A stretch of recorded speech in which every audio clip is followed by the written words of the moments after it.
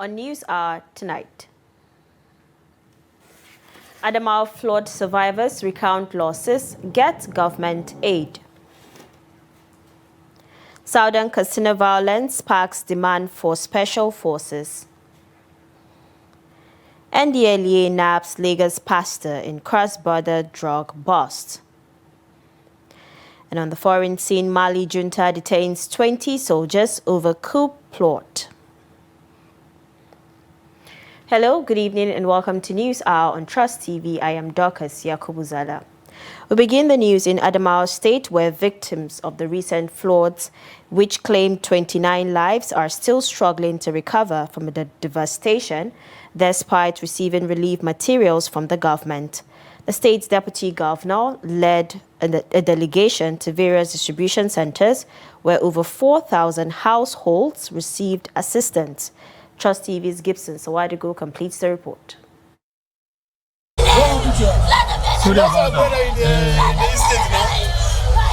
The scenes of the devastation caused by the recent floods in Nigeria's northeastern state of Adamawa are disturbing.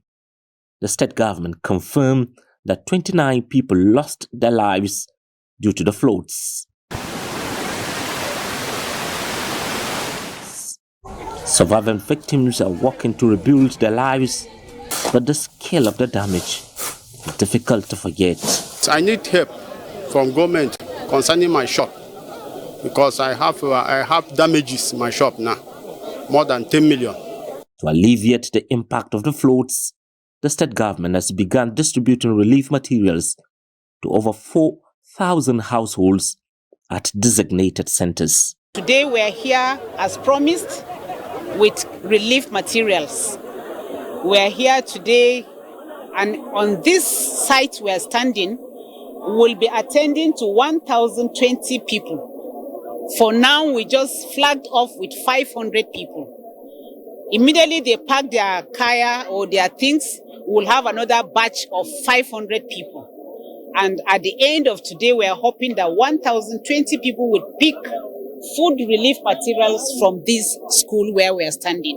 While the recipients express gratitude for the assistance, they also urge the government to implement proactive measures to prevent future occurrences. Actually, I cannot talk of the structural aspect, but talking about rescue from the feeding level, I think what the government has done has superseded even what has affected the environs. So, to a larger extent, I will conclude that we, the beneficiaries of today's exercise, is benefiting more than we lost. We thank the government for taking our matter very seriously and for giving us more than we lost. To me, what I want the government to do for us, if they can easily help us to bring sand and pour in that area so that customers can easily enter, that is our problem. The flood damage has affected 5 communities, prompting donations from the president's wife, as well as contributions from various groups and individuals. Gibson Soadugu, Trust TV News, Yola. Governments of Oyo, Ogun and Kwara State have rolled out measures to reduce flood risks after the Nigerian Meteorological Agency (NIMET) warned of heavy rainfall between July and August. State officials said sensitization campaigns, infrastructural works and coordinated emergency responses are underway in vulnerable areas. In Oyo, the State Emergency Management Agency has stocked relief materials, cleared river channels, and placed medical teams on alert.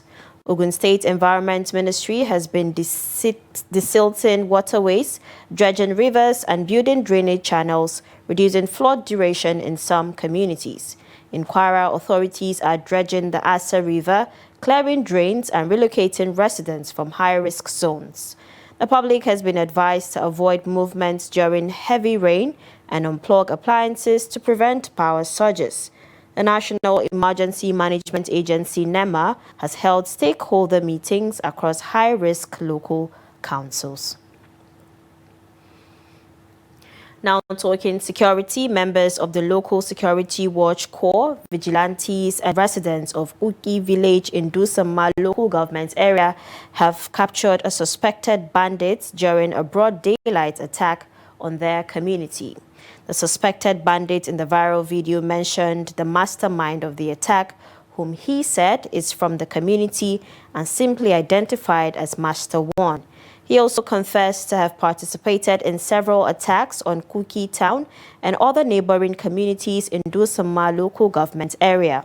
This development highlights the spate of escalating insecurity in Katsina State and the dire need for more proactive approach in the fight against banditry and their collaborators. Though there is no official statement either from security agencies or Katsina State government regarding the development. Police spokesperson in the state is yet to speak on the incident. Take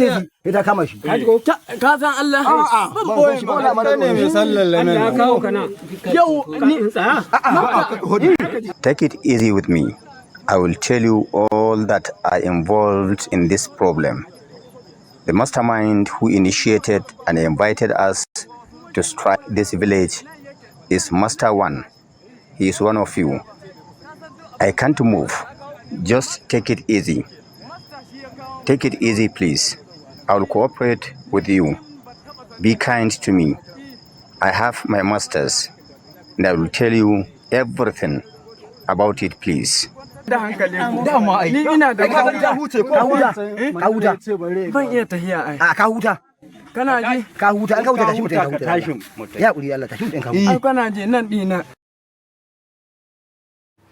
Worried and concerned about the prolonged insecurity plaguing southern part of Katsina State, a youth leader, Abdulaziz, has urged the National Security Advisor, Nuhu Ribadu, to deploy special forces to Malumfashi, Bakori and Kankara axis to tame the current violent attacks on innocent communities.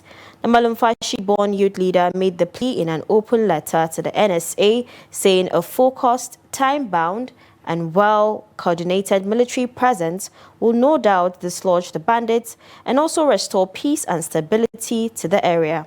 Trust TV's Abdullahi Yamadi tells us more. The letter, according to the youth leader, is on behalf of the voiceless and the vulnerable people of Malumfashi, Kankara, and Bakuri local governments who are currently suffering in silence due to the escalating insecurity in the zone. Describing the magnitude of the crisis, Abdulaziz said several communities have been displaced, schools closed, and farmers no longer access their lands for the fear of attacks, while residents continue to suffocate in silence. The security situation has deteriorated to a point where people in these communities live constantly in fear. The schools, although has closed for holidays, but the schools are turned to refugee camp. People live in constant fear. The farmers cannot access their farms, and the local economy are being crippled. Seriously. I think without decisive intervention, we'll only bombardment. The criminals and they will keep destroying lives. This is cry for help, not on behalf. This is cry for help on behalf of voiceless. He suggests the immediate deployment of special forces comprising the Army, Air Force, DSS, and mobile police for at least 1 month of intensive operations in the Axis. He said the spate of killings, kidnappings, rustling of animals, and displacement of communities has seriously escalated in recent weeks, resulting in serious social and economic dislocations, which could lead to imminent humanitarian crisis if left unchecked. In my letter, I appeal directly to Malam Nuhribadu to urgently deploy special forces, including the Nigerian Army, Air Force, and Police, DSS, MOPO, to Malamfashi, Akurik, and Karafuntua axis in Kaduna for at least 1 month for coordinated operation. The letter highlighted the worsening banditry in the area, the loss of lives, kidnapping, and displacement of innocent people. I also call on Alhaji Ibrahim Masari to use his influence and commitment to the well-being of the people to help push for this urgent intervention to the central for this urgent intervention. The central message is that this is not just security issue, but humanitarian crisis that demands swift, decisive action. The open letter also asked the senior special assistant to President Bola Ahmed Tinubu on political and other matters, Ibrahim Masari, who is an indigene of the area, to add his voice and genuinely seek for the immediate security intervention. Abdullahi Izumayamadi, Trust Television News, Katsina. Now, away from security matters, President Bola Tinubu has appointed House Speaker Tajuddin Abbas as chairman of the APC Reconciliation Committee for Bauchi State. The panel is tasked with resolving internal party conflicts ahead of upcoming congresses. The committee includes Governor Maimala Buni, former House Speaker Yakubu Dogara, Senators Abdullahi Gumel, Surat Dada, Salisu Maturi, and others, while Professor Jake Dang Azumi serves as secretary. The panel held its first meeting in Abuja in late July, discussing strategies to address the crisis dating back to the 2015 primaries. Speaker Abbas said the committee was carefully selected for fairness and urged completion of the assignment within 1 month. The report will be submitted for further presidential action.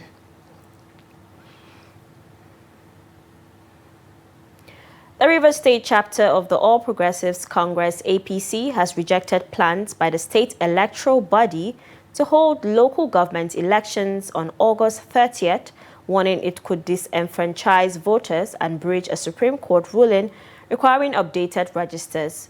The APC said the Rivers State Independent Electoral Commission RSIEC should wait until the Independent National Electoral Commission completes continuous voter registration to include new voters who turned 18 this year. The party also accused RSIEC of selectively using decisions from the dissolved 6th Commission and questioned its legitimacy on the emergency rule. Despite opposition from civil society groups and a pending court case, RSIEC insists the August 30th date stands, saying the March voter registration is valid and that candidate screening is ongoing. The sole administrator's office maintains the National Assembly authorized the poll and that RSIEC is acting within the law. Former Jigawa State Governor Sule Lamido has called on the People's Democratic Party (PDP) leadership to expel Minister of the Federal Capital Territory Nyesom Wike, former Benue State Governor Samuel Orthom, and former Abia State Governor Okezie Ikpeazu for alleged anti-party activities. Speaking in a television interview, Lamido accused the trio of openly campaigning against the PDP in the 2023 general elections and pledging support for the All Progressives Congress in 2027. He said the party must enforce its constitution by sanctioning members who undermine it from within. Lamido describes the accused politicians as, quote, platform seekers, using parties solely for personal ambition.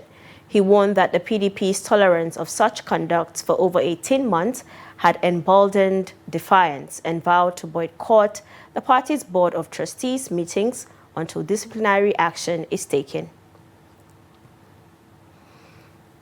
The National Drug Law Enforcement Agency, NDLA, has arrested founder of the Turn of Mercy Church in Lagos, Adefolusho Olashele, also known as Abbas Ojakaye, over his alleged role in trafficking large shipments of cannabis from Ghana into Nigeria. Olashele, who evaded arrest for months, was detained on August 3rd, 2025 at his church in Lekki after NDLA operatives waited for Sunday service to end before moving in. He is linked to 2 major cannabis seizures, 200 kilograms at Okun Aja Beach in June and 700 kilograms found in his delivery van in July. The pastor admitted to transporting the drugs via waterways and fled to Ghana to avoid arrest. In related operations, NDLA arrested several suspects and seized cannabis and opioid drugs in Lagos, Nasarawa, Kano, Gombe and Edo states between August 6th and 9th, including over 3,000 kilograms of skunk cannabis and hundreds of thousands of opioid pills. NDLA Chairman Brigadier General Buba Murwa, retired, praised the officers and called for continued vigilance in drug control.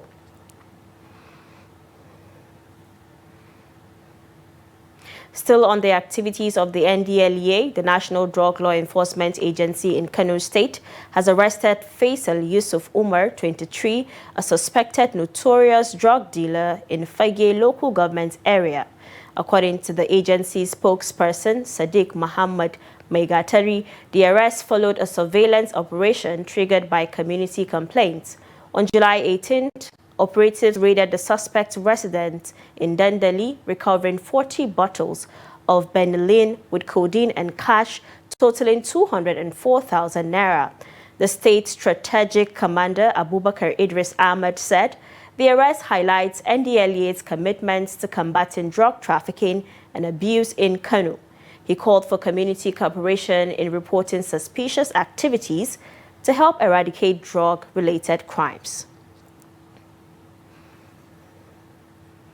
In other news, intensified awareness campaigns on the importance of breastfeeding are yielding encouraging results in Gombe State. UNICEF's latest report highlighted key gaps in breastfeeding support, which include insufficient maternity leave policies and inadequate access to breastfeeding education and services, particularly in Nigeria's rural areas. However, Gombe health workers say more women are now seeking counseling and support on exclusive breastfeeding. Hassan Lawan Koli reports. At primary health care centers across Gombe, the message of exclusive breastfeeding is gaining momentum. Officials say their intensified awareness drive is now bringing in more mothers eager to learn and practice proper breastfeeding techniques. Actually, I would say it's like 65 to 70%, because people are now coming to the facility and they are becoming aware of the breastfeeding. It's important, especially exclusive breastfeeding. We used to talk to them about exclusive breastfeeding, as it will also help them in family planning. There is something that we call lactational amenorrhea method. If a woman is breastfeeding, she will not menstruate, and this will not have to get another pregnancy. So they used to do it. I do the dialogue in the community with the community leaders and the religious leaders, so that to encourage the women to come to immunization section in the facility, so that to give him the immunization and then give you the health talk about the breastfeeding, exclusive breastfeeding. I can see the positive impacts of exclusive breastfeeding on my children's health. They are stronger and happily fall sick, and my husband is encouraging me by providing a nutritious food.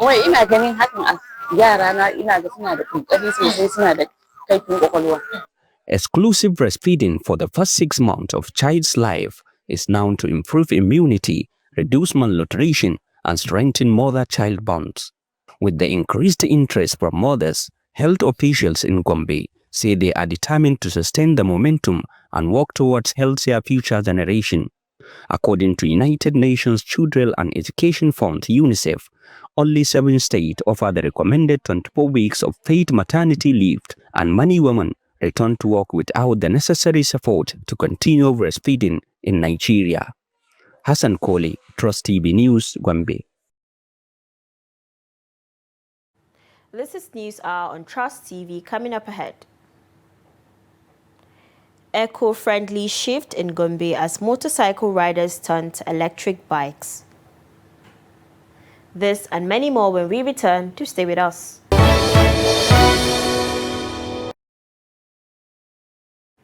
Welcome back from the break. In case you just joined in, this is News Hour on Trust TV. Let's take a look at our top stories again. Adamawa flood survivors recount losses, get government aid. And Southern Katsina violence sparks demand for special forces.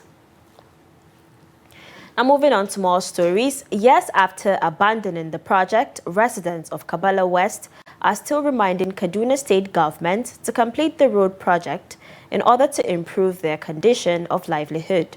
The residents, while decrying the hardships the condition of the road subjects them to, said the situation has forced many businesses to shut down. Trust TV's Bella Musa completes the report. The road, which starts at Nnamdi Azikiwe Expressway, passes through Kabala to Naria. The project was initiated by the administration of Governor Nasiru El-Rufai. After construction of drainage and filing the surface of the road, the project was abandoned for almost 5 years, subjecting residents of Kabala West to untold hardships. He really made the place not developing. The shops are some shops, this area, they are so empty. Because people don't want to take a shop here because of the doors and people are not coming. And also people, when they see you from another area, say, are you still living in Kabala? It's not funny at all. The road is, the way the road is now, many people have gone down because of this. Therefore, are sick. So we are passing through challenges here. According to Rahab Abraham and Kasim Usman, residents of Kabala West have become vulnerable to many health challenges because of the dusty nature of the road. Pregnant women have not been finding it easy, and then those people are battling with cough because of the dust. Elderly people in the community are particularly affected. It is unfortunate that we have been subjected to this challenge. Many people have developed asthma due to the dust. Although their hopes are fading, they still believe that Kaduna State government can complete the project and open economy of the area. Really wanting, we are only hoping. We don't like they started, at the end of it, they stop it. Please, we are begging with government. We are also begging with everyone that really want to help us. When you start it, please be a person that when you speak and also speak with action. Recently, Kaduna State government approved the rehabilitation and construction of 10 roads in the state, but the abandoned road project in Kabala Road was not captured. Bella Musa, Trust TV News, Kaduna.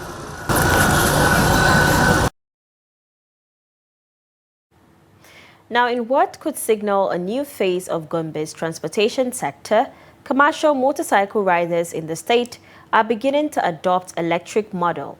But while the move is seen as a bold step toward modernization and eco-friendly transportation, the riders are calling on the state government and investors to support them with accessible financing. Hassan Kohli completes the report. On the busy streets of Gombe, a quiet revolution may be underway. Rather than the usual roaring engines, a few electric motorcycles might be gliding silently through traffic. These riders will want to be early adopters among the state's commercial motorcycle riders as an alternative to petrol-powered bikes amid rising fuel cost and maintenance expenses. We like the electric bikes because they are cheaper to maintain and don't need petrol, but they are expensive. That is why we want government and companies to help us with loans or installment payment. Many of the riders believe the transition to electric motorcycles can reduce their daily expenses and improve their income, but the initial cost of acquisitions remains a major barrier. They have adopted their own cooperative as a means to raise funding. If you like now, only you can go to any microfinance bank and all this. Why you want to resign? Because you want to benefit. And the reason why we want to open this cooperative now on our own, so that now, if we have a cooperative concerning education, health, then empowerment, taking loans. You have the power to do because it is your own cooperative, than to go to another place and go and continue liaising with them or contributing at that place. At the end, maybe you can request something. They will tell you, no, to reach 7 months, to reach 2 years or 3 years. But this one, it is your own. The government can decide, say, okay, please, we want this company to at least supply 5,000 or 10,000 or 3,000 to my state. Then the government can now take it and hand over to the union for them to empower their members. Some riders say they have seen electric bikes in cities like Abuja and Lagos and want Gombe to join the trend for economic and environmental reasons. Stakeholders say the electric mobility could benefit Gombe in the long run, reducing carbon emissions and creating new opportunities in the tech and energy sectors. Very soon you may need to sell all this and go on electric. And when you're on electric, the security is better, the maintenance is better. First of all, some that are riding bike now may need to graduate into tricycle. I've seen the city, you don't have much tricycle. And if the government is making that law, I believe Governor Inua has it in mind to empower you people. The bike riders may graduate into tricycle riders. Tricycle risk at night is not as much as the bike. While the movement is still in its infancy, these riders believe that with the right support from the government and financial partners, Gombe could become a model for green transportation in the Northeast.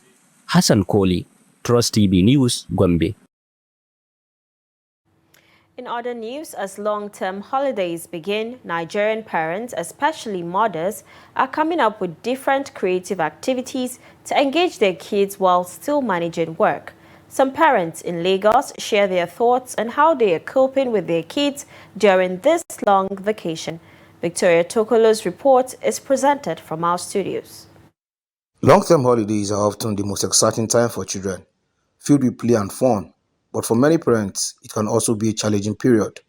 In Lagos, kids enjoy staying home, running around their compounds, jumping and playing various games. Yet, behind the cheerful scenes, parents face the burden of keeping their children engaged and productive during the break. To cope, many are enrolling their kids in summer schools and encouraging learning activities to keep them busy. We spoke with some parents and a summer teacher about how they manage the holidays. Long-term holiday or summer coaching, like we usually call it, is very important and necessary because parents, even as school goes on vacation and parents are still going to work and they need summer coaching. They need summer coaching for their children, they need summer coaching for their wards. So, because if parents are not if parents won't be around with their children, nobody will be around to take care of their kids and their children, and it will breed all kinds of confusion, and we don't want that to happen. It's not easy. I spend a lot. I spend more than my budget if they are in school and they are at home. So I spend a lot. They spend a lot. They like buy this. Mommy, I want to buy this. I want to buy that. So it's more expensive than if they are in school. Though I keep them busy in some house choirs early in the morning and later. When they come back from lesson, they help me and I tell them to do their assignments. I engage my child in vocational training. Like me now, I'm an artisan. So when I'm coming to work, I bring him along when he didn't go to lesson. So I bring him along to my workshop to learn how to sew. So for him to be ahead, so spending the time when he finished secondary school so that he will be able to he will be master on that aspect of life. I'm spending much during going to school, but now that they are in holiday, I don't spend much. Like, do I buy snacks for them? It's not like the time that they are going to school, but now it's still better. For them going to their grandmother's place and the transport fare is that much. So I prefer them going to summer coaching. They go to lesson, but I don't spend much the way they go to school. They're going to school that I spend a lot. So now that they are at home, so I did not spend a lot like that. Long-term holidays are not only about fun for kids, but also a chance for parents to focus on building stronger relationships through communication and quality time together.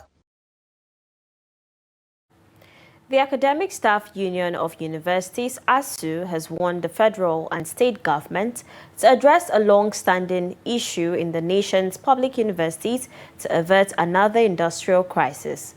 In a statement signed by its president, Christopher Piwuna, the union cited poor welfare, inadequate funding, and the government's failure to honor signed agreements as key grievances. The warning follows comments by the Minister of Education, Tunji Alausa, who expressed optimism that tertiary institutions would not embark on strikes again. While acknowledging the importance of dialogue, ASUU insisted that the government must take concrete steps to resolve outstanding matters. The union said many lecturers are working under severe hardship, teaching without pay, lacking access to essential academic resources, and struggling with unpaid bills, transportation challenges, and school fees for their children.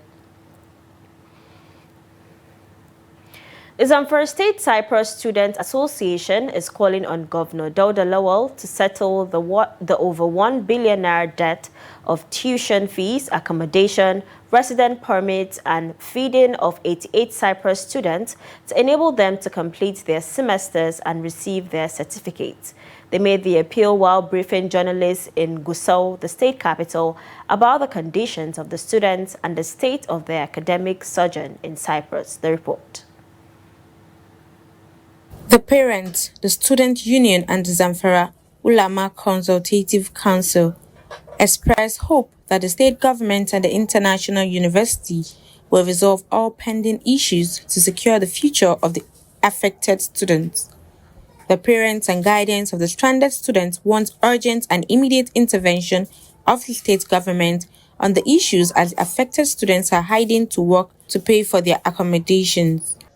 We are here to appeal again to His Excellency, the Executive Governor of Zamfara State, through your medium, Dr. Lawal Dauda, that still the accumulated debt of the 88 students, not 72 as claimed by Mustafa Jafar Kaura, amounting to over R1 billion, which has not been paid, should please be settled by Zamfara State Government. President of the Zamfara State Cyprus Student Union, Isa Muhammad, narrated the audios of the students, saying some have been deported back to Nigeria due to lack of resident permits. If I could remember, there was a time that the government of Zamfara State have sent delegation to Cyprus. They asked us this question and answered them that these students are going to work, handwork, while the female, they used to manage to make this chin-chin and food for them to sell and get what to eat.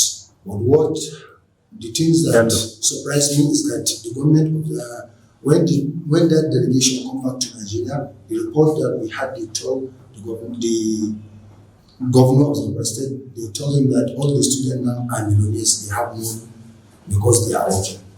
And they know that we are not working for us to go and save money, we are working for us to get what we can eat. We are managing because we can't eat 3 meals per day. We are eating only twice in a day, or sometimes you can eat once. When you don't have work, you cannot go and eat. 16 students out of the 88 have returned to Nigeria, leaving 72 behind in Cyprus, with just 1 semester to complete their programs. The Chief of Army Staff, Lieutenant General Olufemi Oluyede, has reaffirmed the Nigerian Army's commitment to building a future-ready force through education. Speaking at the 67th Passing Out Parade of the Nigerian Military School in Zaria, Oluyede, represented by Major General Mayirenso Saraso, said the Army is investing in academic and professional development, including sponsoring soldiers to reputable civilian institutions. He urged the graduating cadets to embrace excellence, perseverance, and selfless service, adding that their preliminary training at the NMS gives them an advantage in pursuing further military careers, including admission into the Nigeria Defense Academy.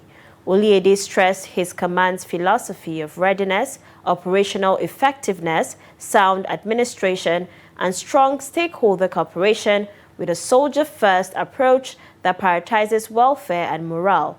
The event was attended by top military officers, traditional rulers, and other dignitaries. The message the Chief of Army Staff has given is first of all welcoming the passing out boys formally into the family of the Nigerian Army, on which they voluntarily, most of them did not all sign up to continue with service to their fatherland in the Nigerian Army. He has also highlighted the challenges, the welfare packages that is awaiting them out there. But the challenges is for them to brave up, having been given all the necessary requirements for them to function at the level they have been trained as junior leaders.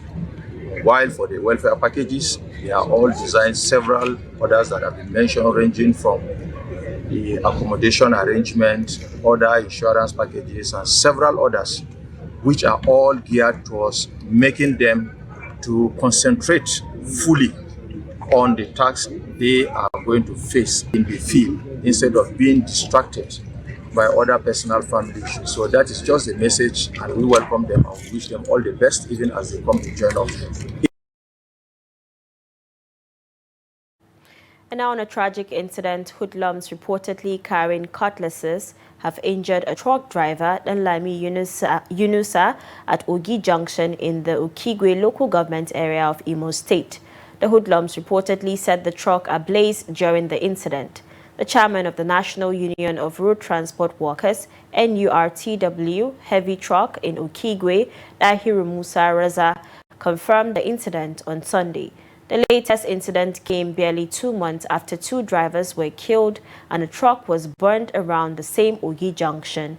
The chairman further explained that when news of the attack reached him, he reported the incident to military personnel in Okigwe, and they moved to the scene, where they found the driver still alive and rushed him to the hospital.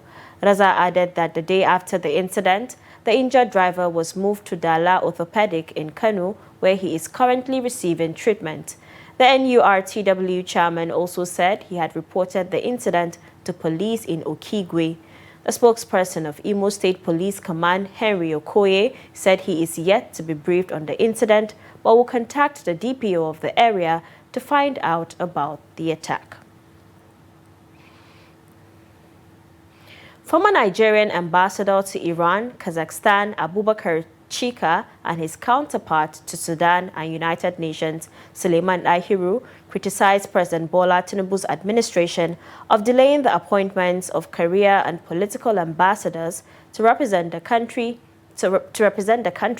They made the criticism in a Radio France International news aired on Sunday on the likely repercussion on diplomatic relations with other countries of the world. Trust TV's Adamu Imam in Bauchi monitored the interview and files in this report. The former 2 ambassadors says Nigerian diplomatic policy need to be reviewed for the benefit of all Nigerians, especially for those living in diaspora and those with issues related to foreign engagements. Against this background, some public affairs analysts and commentators share their perspectives on the matter. This is also relegating the status of Nigeria as a great country in the world, because when you don't have an ambassador, it means the country will not take you serious. And anything that has to do with diplomatic relations, they will not take you serious. Even inviting Nigerian president to state visits in other countries, they will not take it lightly, because they believe that we don't have, we don't even take them serious as to even send a substantive representatives who can stand in for the president of the country. The president must resolve this issue, make sure that this ambassador is out and approved, and then people with dignity and high degree of service are representing Nigeria, either politicians or career ambassadors. Witnessing quite a number of inability of the government to pay for rents of offices in some countries is degrading, is not in the best interest of Nigerian foreign policy. So before, they should take into cognizance of how this consulate embassies should be adequately funded, and then the resources must be adequately, made to be accountable, so that whoever that is appointed must give account. They maintain that lack of inadequate funding should not be a yardstick for the delay of such important appointment from a country like Nigeria for over 2 years, describing the situation as unfortunate. Adam Imam, Trust TV News, Bauchi. You're watching News Hour on Trust TV. More news after the break. Many thanks for staying with us. In case you just joined in, this is News Hour on Trust TV. And now in business, the Nigerian Export Promotion Council, NEPC, has announced a significant growth in the country's non-oil export sector, with export values reaching $3.225 billion in the first half of 2025. This marks a 19.6% increase compared to $2.696 billion recorded during the same period last year. The Executive Director and CEO of NEPC, Nonye Ayeni, reviewed these figures on Sunday in Abuja while presenting the Council's mid-year progress report on Nigeria's non-oil export performance. She explained that the increase in export value was complemented by a rise in shipment volume, which grew to 4.04 million metric tons from 3.83 million metric tons in the first half of 2024. This growth is driven by rising global demand for Nigerian products, particularly from emerging markets including India, Brazil, Vietnam, and other African countries. In the first quarter alone, non-oil exports were valued at $1.791 billion, a 24.75% increase from the $1.436 billion posted in the first quarter of 2024. The NEPC boss said the report highlights both achievements and challenges faced by the Council, while outlining prospects for continued growth as the year progresses. Now, away from Nigeria, Mali's junta has arrested around 20 soldiers suspected of attempting to overthrow the military government. Sources revealed on Sunday that among those detained is General Abbas Dembele, a former governor of the Central Mopti region and a respected military officer. He was reportedly arrested early Sunday in Kati, near the capital, Bamako, without explanation. Security sources confirmed the arrest followed suspicions of an attempt to destabilize the country's institutions. Mali has faced ongoing violence and instability since 2012, with militant groups linked to Al-Qaeda and ISIS active across the Sahel region, alongside criminal and sectarian violence and economic hardship.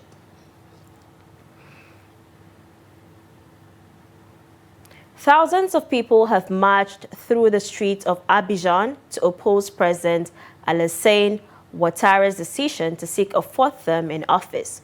Demonstrators gathered on Saturday demanding the inclusion of all bad opposition candidates, including former President Laurent Gbagbo and ex-Credit Suisse CEO Tidjane Thiam in October's presidential election. Ouattara, 83, changed the constitution in 2016 to remove term limits. Critics say his latest bid violates democratic principles, while he argues his experience is needed to address security and economic challenges. Elections in Ivory Coast have a history of sparking unrest. Authorities have not yet commented on Saturday's protest.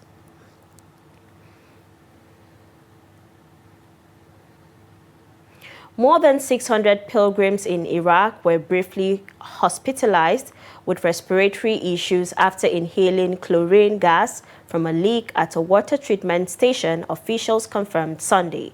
The incident occurred overnight on the route between Najaf and Karbala, two Shiite holy cities located in central and southern Iraq, respectively. This year, millions of Shiite Muslims are expected to travel to Karbala to mark Arba'in, the 40th day mourning period commemorating the death of Imam Hussein, grandson of Prophet Muhammad. Karbala is home to the shrines of Imam Hussein and his brother Abbas. And now in sports, Nigeria's senior men's basketball team, the Tigers, departed the country for Angola ahead of the 31st edition of the FIBA Afrobasket Championship, scheduled to hold from 12th to 24th August 2025. Speaking before the team's departure, the Director General of the National Sports Commission, Bukola Olakpade, charged the players to give their all for the champions medal. Drawn in Group B alongside Tunisia, Cameroon and Madagascar, the Tigers are set to battle some of the continent's finest teams as they aim for championship glory. The team will be led by NBA star Josh Okogie, with a talented roster featuring Caleb Agada, Ike Nwamu, Talib Zana, Stan Okoye, Mike Nuga, Divine AK, amongst others. With preparations now in the final stages, the Tigers are primed to showcase their talent and determinations as they seek to etch Nigeria's name once again in African basketball history.